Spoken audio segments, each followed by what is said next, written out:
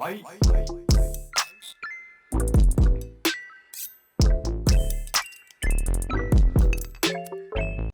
feelings led to writing the story of the Little Nightmares game? Because it evokes like such a strong, specific emotion. I don't know if I have words from it, but what in this world influenced the feelings that led to you making this game? Oh, I could talk about that forever. Um, well, it came when we decided it was going to be about having a young child in this oversized world, filled with terrible people and terrible things. It's so easy then to put yourself in that place of like, why does that hook us in that way? Like, what's so important to us that is the theme? That's like the core of the game, is this world that hates these children in so many ways, that literally makes them feel small and powerless and vulnerable and all these things, and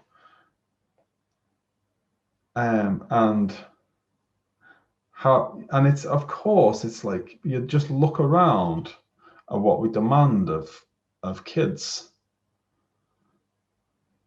That's where it all comes from, like every character comes from a terrible like behavior, or a terrible, just it could be a story you've heard, or just something you've seen, or just like this kind of like a trend that you see in society. These kids having to grow up around that, and I could talk about this forever because it's such an integral part of why Little Nightmares is so important to us, and why it speaks to people as well,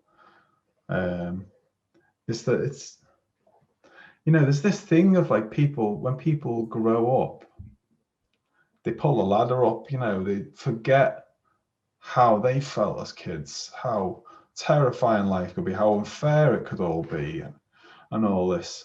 But it's like what you made it out, so you're fine again. It's like being on the side of the bullies. You don't have to fear anymore. And for us, it's like been so important that you reconnect with that. How does it feel? What are we doing? What are we asking of these kids?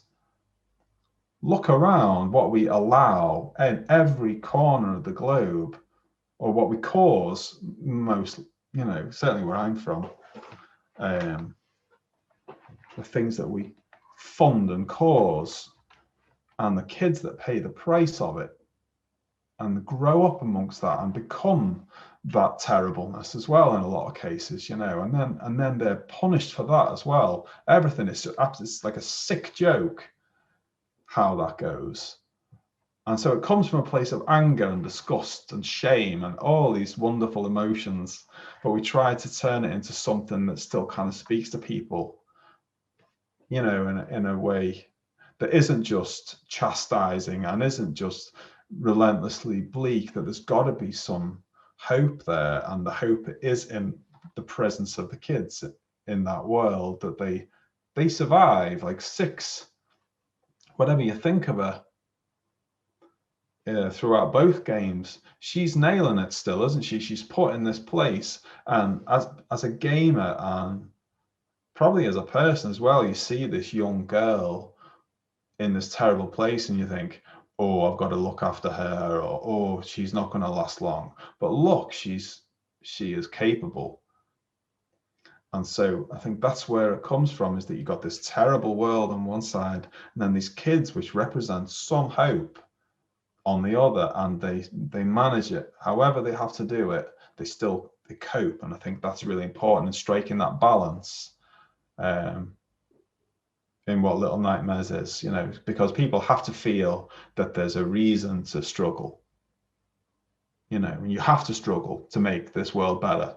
It's really important, because people out there want to make you feel like it's pointless, because then they win and they get the world they want. But I think when when I see people out there fighting for this to be a better world, I feel hope for the future. So I think that's, if we can capture any of that in what we're doing, I think it's a good thing. Yeah, you guys definitely. That was beautiful, first of all. Like in the games, that exactly what you're talking about. That definitely shines through. That was fantastic. Um, wow. That's just I'm just gonna soak in that for a little bit. That was just very cool. Sorry, that was an overly long answer to your No, no, question. no. I love overly long answers. That is really it's just so cool. I'm really curious, obviously, like you're very passionate about the message and the themes of this game.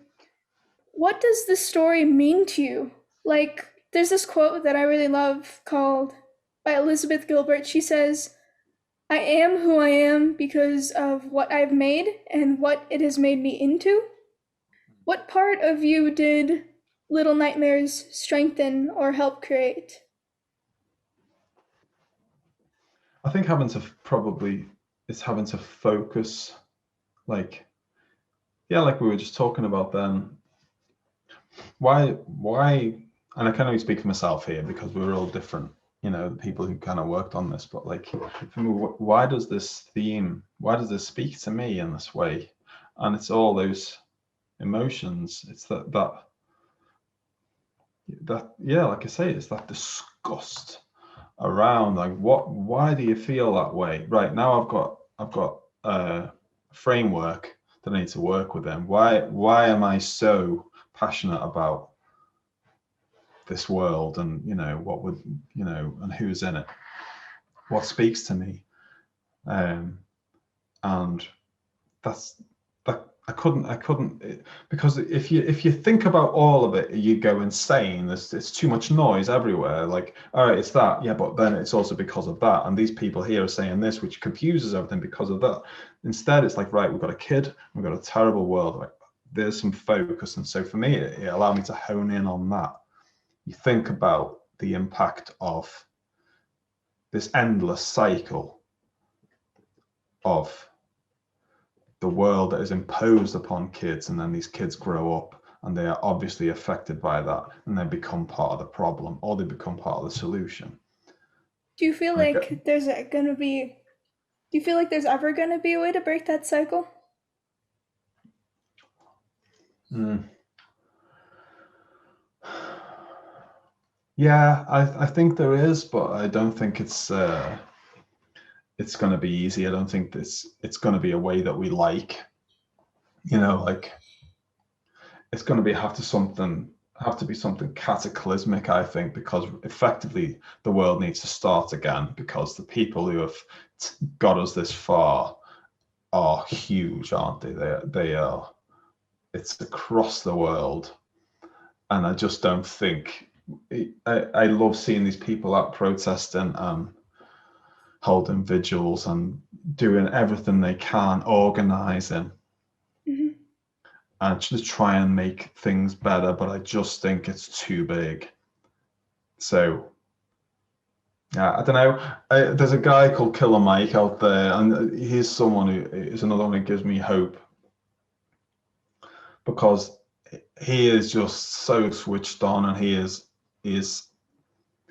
busy. He's like one member of this group called Run the Jewels, and he's not just reclining in that. He's busy. He's active. He's trying to make things better for people. For the future adults, and in any way. And when I see that, I feel like things could get better if the other side wasn't so colossal. Do you know what I mean? So it's always about keeping your head above water and trying to just make your corner of the world better. But yeah, I don't know, man. I want to say yes, but I think it's going to be centuries of good people staying strong and fighting hard to change course for the way the world's going.